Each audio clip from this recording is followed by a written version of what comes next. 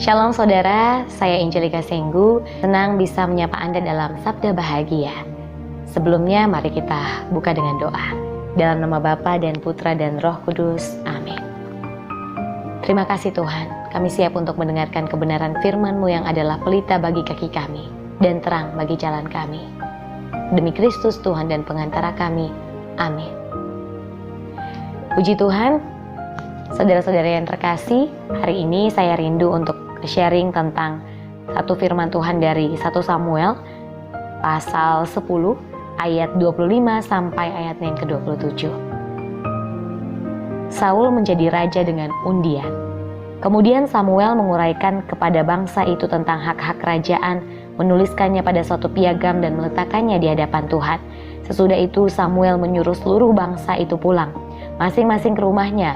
Saul pun pulang ke rumahnya ke Gibea, dan bersama-sama dengan dia ikut pergi orang-orang gagah perkasa yang hatinya telah digerakkan Allah. Tetapi orang-orang dursila berkata, "Masakan orang ini dapat menyelamatkan kita? Mengapa menghina dia? Mereka menghina dia dan tidak membawa persembahan kepadanya, tetapi ia pura-pura tuli." Saudara-saudari terkasih dalam Tuhan kita Yesus Kristus, di sini diceritakan tentang Saul yang menjadi raja dengan undian. Ketika Tuhan mengurapi Saul, seluruh rakyat dalam sekejap memuji dia, bersorak demikian, "Hidup raja." Itu di ayat sebelumnya, yang tadi memang saya tidak baca di ayat 24. Tetapi dalam sekejap pula, ada orang-orang dursila yang berkata begini, "Masakan orang itu dapat menyelamatkan kita?" Dalam hidup mungkin kita pernah dalam satu waktu dipuji orang, bahkan juga dijatuhkan orang.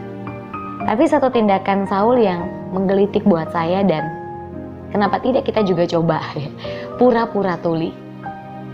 Terkadang kita memang butuh pura-pura tuli dengan kata-kata atau omongan yang menjatuhkan kita.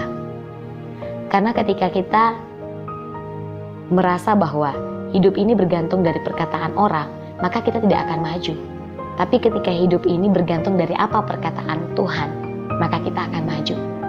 Seperti Saul, ketika Tuhan mengurapi dia, saya sangat percaya memang Saul juga tidak percaya diri. Karena sebelumnya ketika Samuel akan mengurapinya, dia bersembunyi dulu. Kalau di ayat yang ke-17 sampai ayat yang ke-24, dia bersembunyi di antara barang-barang.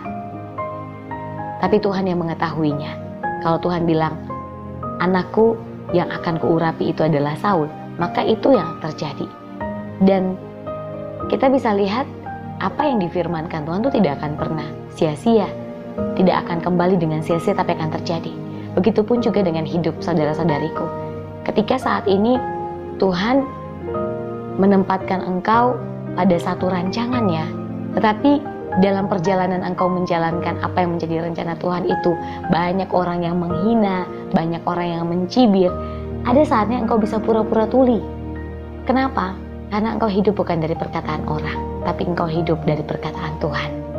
Percayalah, hidup kita bergantung dari apa yang dirancangkan Tuhan. Semoga kebenaran firman Tuhan ini bisa menguatkan Bapak Ibu, saudara-saudariku yang terkasih yang mendengarkan Sabda Bahagia. Demikian kebenaran firman Tuhan, dalam nama Bapa dan Putra dan Roh Kudus. Amin.